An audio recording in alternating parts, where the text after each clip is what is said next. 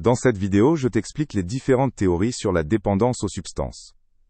Tu apprendras comment ces théories expliquent pourquoi les gens deviennent dépendants de certaines substances.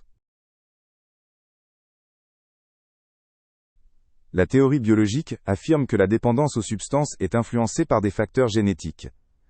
Certaines personnes ont une prédisposition qui les rend plus vulnérables aux comportements addictifs. Cela signifie que certains gènes jouent un rôle dans le développement de la dépendance. Le système de récompense dans le cerveau est aussi souvent différent, ce qui augmente le risque de devenir dépendant. La théorie psychologique explique que la dépendance est causée par certains facteurs psychiques. Les personnes ayant des traits de personnalité spécifiques ou des conflits non résolus sont plus enclines à adopter des comportements addictifs. Ce comportement est souvent compris comme une tentative de faire face au stress ou aux émotions négatives.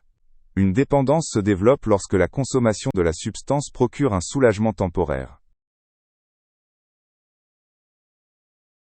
Selon la théorie de l'apprentissage, la dépendance est façonnée par des expériences et des comportements appris. Les gens apprennent, à travers des renforcements positifs ou négatifs, que la consommation d'une substance a des effets agréables. Ce processus d'apprentissage peut conduire la personne à revenir sans cesse à la substance. Ainsi se crée un cercle vicieux, dans lequel la consommation se répète encore et encore. La théorie sociale affirme que l'environnement a une grande influence sur le développement des comportements de dépendance. Lorsqu'une personne vit dans un environnement social où la consommation de drogue est normalisée, la probabilité qu'elle devienne dépendante augmente. La pression de groupe et les normes sociales peuvent conduire à la consommation de substances. Les réseaux sociaux et la pression des amis jouent un rôle important. Cette théorie part du principe que la dépendance est un mécanisme d'adaptation au stress.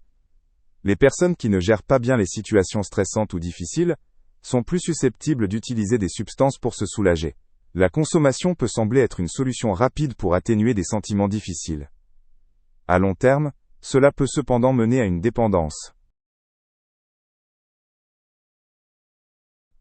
La théorie cognitive explique que la dépendance résulte de schémas de pensée erronés. Les personnes dépendantes perçoivent souvent leur environnement de manière déformée, et ont une image négative d'elles-mêmes. Elles croient qu'elles ne peuvent pas être heureuses ou fonctionner sans la substance. Ces croyances fausses renforcent le comportement addictif. Les facteurs environnementaux jouent un rôle important dans le développement des comportements de dépendance. La pauvreté, le chômage ou les problèmes familiaux peuvent augmenter le risque de dépendance. Dans des situations de vie difficiles, beaucoup cherchent des moyens de soulager leur souffrance. Les substances sont alors souvent perçues comme un moyen de se sentir mieux.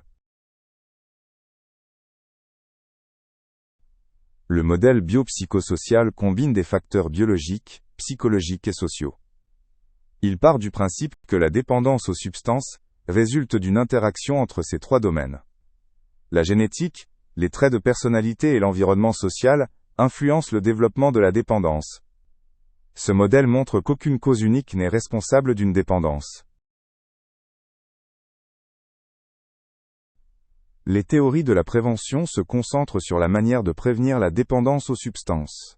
Elles partent du principe qu'une sensibilisation précoce et la promotion d'habitudes de vie saines peuvent empêcher les comportements addictifs. Les programmes de gestion du stress et de développement des compétences sociales sont également importants. La prévention agit sur les différentes causes de la dépendance.